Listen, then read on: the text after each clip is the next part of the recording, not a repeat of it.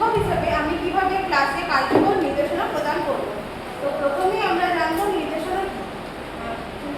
তো শুধু বই পড়ে শোনালে তাকে আমরা শিক্ষাদান বলবো না। শিক্ষার্থীরা বিষয়টা কি বুঝছে বা কতটা শিখেছে সেই হিসাবে আমাদের কার্যকর নির্দেশনাটা কার্যকর হবে। এখানে নির্দেশনা বলতে বোঝানো হয়েছে নির্দেশনা হবে উদ্দেশ্যমূলক, পরিকল্পিত এবং সিস্টেমেটিক একটি প্রক্রিয়া, যেখানে শিক্ষক বুঝতে পারবে যে শিক্ষার্থীরা কতটা জ্ঞান অর্জন করতে পেরেছে, তাদের মূল্যবোধ কেমন হলো এবং ইতিবাচক মনোভাব গড়ে উঠেছে কিনা। তো এখানে আমরা এই স্লাইডে দেখতে পাচ্ছি তিনটি বিষয় সম্পর্কে, যে হোয়াট টু লার্ন, আমরা কি শিখবো, হাউ টু লার্ন, কীভাবে শিখবো, এবং how to achieve the learning objective, অর্থাৎ শিক্ষার আমাদের উদ্দেশ্য কী হবে। এই তিনটি বিষয় যখন পরিষ্কার থাকে তখনই আমাদের শেখা সহজ হবে এবং অর্থপূর্ণ হবে। তো শিক্ষক হিসেবে কিছু যেটা কার্যকর নির্দেশনা প্রদানের আমি কিছু পথ অনুসরণ করব। কার্যকর নির্দেশনা একদিন হয় না, এটি ধাপে ধাপে আমাদের অনুসরণ করতে হয়। প্রথমে ফার্স্ট পয়েন্ট হচ্ছে state clear learning objective using simple and clear communication, giving step by step instruction, using examples and demonstration, encouraging active participation, checking students' understanding, provide practice and feedback, encouraging and motivating students। এগুলো বিস্তারিতভাবে একের পর এক আলোচনা করব। প্রথমেই জানবো state clear learning objective, অর্থাৎ শিক্ষার উদ্দেশ্য কী হবে। ক্লাস শুরুতে পড়ানোর প্রথমে শিক্ষার্থীদের জানানো হবে যে তারা আজকে কি শিখবে এবং পাঠ শেষে তারা কি জানতে পারবে, অর্থাৎ এবং তাদের নিজেদের শেখাটা তারা মূল্যায়ন করতে পারবে। যেমন আমি এক্সাম্পল হিসেবে 4টা ছবি দেখিয়েছি, তো এটা আমি শিক্ষার্থীদের দেখিয়ে বলবো তোমরা এটা নিজেরা আইডেন্টিফাই করো যে এটা এই ছবিগুলো কী বোঝাতে চেয়েছে। তারপরে জানবো যে এই যে একটা গাছের ছবি, তো আমাদের যদি গাছ কেটে দিই তাহলে কি অসুবিধা হবে, আর যদি নদীর একটা ছবি দিচ্ছি, যদি বলি যে নদীর জল যদি শুকিয়ে যায় তাহলে আমাদের মানব জীবনে কি সমস্যা হবে। আর কয়লা আর বায়ু শক্তি দেখিয়েছে, তারপরে তাদের বলবো যে তারা বুঝতে পারবে ছবিটি দেখে যে প্রাকৃতিক সম্পদ সম্পর্কে আজকে আমরা জানছি। তো তাহলে আমরা আলোচনা করবো যে প্রাকৃতিক সম্পদের কেন সংরক্ষণ করা দরকার, এটা তারা ব্যাখ্যা করবো। তাহলে তারা নিজেরাই জানতে পারবে যে এটা মানব জীবনে গুরুত্ব কতখানি। Use simple and clear communication, অর্থাৎ নির্দেশনাটা এমন সহজ ও স্পষ্ট ভাষায় দেব যাতে সব শিক্ষার্থী ভালোভাবে বুঝতে পারে। এমন কঠিন শব্দ ব্যবহার করব না যাতে শিক্ষার্থীদের বিভ্রান্তি হয় বা তারা বুঝতে না পারে যে কী বিষয়টি আমরা পড়তে চলেছি বা পড়ছি। তাই সহজভাবে, যেমন একটা ম্যাপ দেখানো হয়েছে, তাদেরকে বললো যে ম্যাপটি দেখো এবং যেটা যে সবথেকে বড় মহাদেশ কোনটি সেটা আইডেন্টিফাই করো, তারপর সেটির নাম দেখো এবং এটা সব ক্লাসের কাছে তোমার উত্তরটা শেয়ার করো। Give step by step instruction, পড়ানোর সময় নির্দেশনা দিতে গেলে একসাথে অনেকগুলো নির্দেশনা দিলে শিক্ষার্থীদের বিভ্রান্তি হতে পারে, তারা বুঝতে পারবে না যে কোনটা আগে শুরু করবো কি কোনটা পরে। তাহলে আমরা নির্দেশনা যখন দেবো এক এক করে দেবো, যে একটি কাজ শেষ হওয়ার পর তারপর আবার একটা নির্দেশনা দেবো, তাহলে তারা বুঝতে পারবে এবং শিক্ষার মানটা ফলপ্রসূ হবে।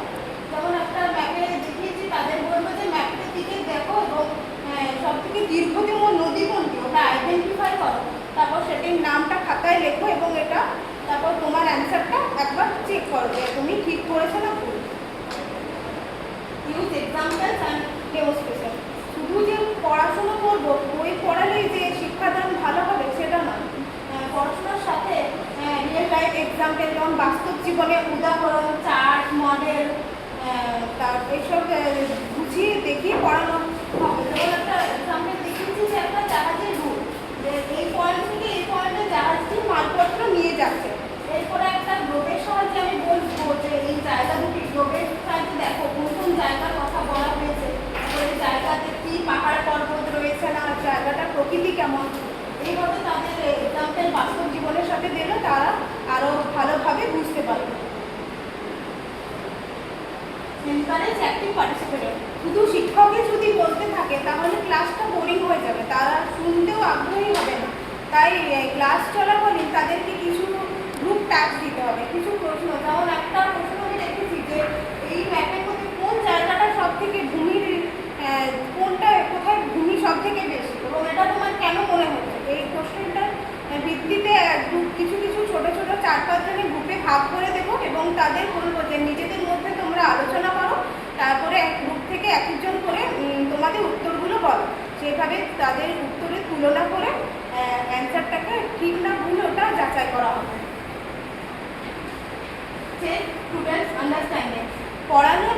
সেখানে স্টুডেন্টদেরকে কিছু ছোট ছোট প্রশ্ন করতে হবে বা কুইজের মতো করে কুইজ করতে পারি যে তারা কতটা বিষয়টা বুঝেছে এবং কোনখানে তাদের বুঝতে অসুবিধা। এভাবে পড়ালে আমার মনে হয় যে স্টুডেন্টরা বুঝতে পারবে যে তাদের ভুল ত্রুটি।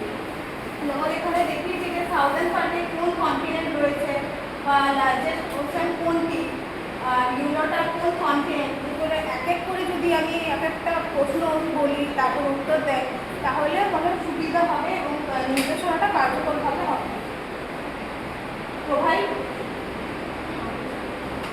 Provide practice and feedback.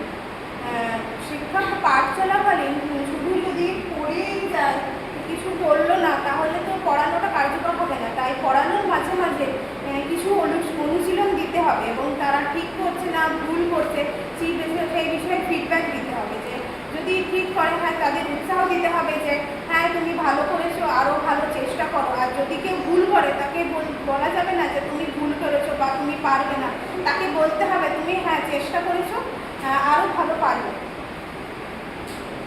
Encourage and motivate স্টুডেন্টরা যখন কোনো বিষয় পারবে তখন তাদের উৎসাহ দান করতে হবে যাতে তারা তাদের পড়ানোটা আরও ভালোভাবে কার্যকর হয় এবং তারা যাতে বুঝতে পারে যে হ্যাঁ উৎসাহ দিচ্ছে মানে ভালো আমি পারছি, এরপরে আরও ভালো চেষ্টা করবে।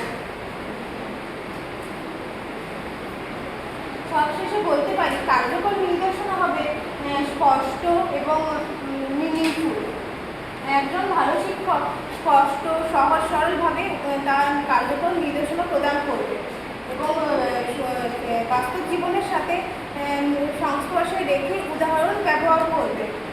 অ্যাক্টিভ লার্নিং পড়ানোর মাঝখানে through discussion, quiz, group discussion এইভাবে পড়াবে এবং তার পড়ানোর সাথে সাথে যে কোয়েশ্চেন অ্যান্সার করবে তার সাথে সাথে ফিডব্যাক দেবে যাতে তারা তাদের পড়াটা আনন্দদায়ক এবং ফলপ্রসূ।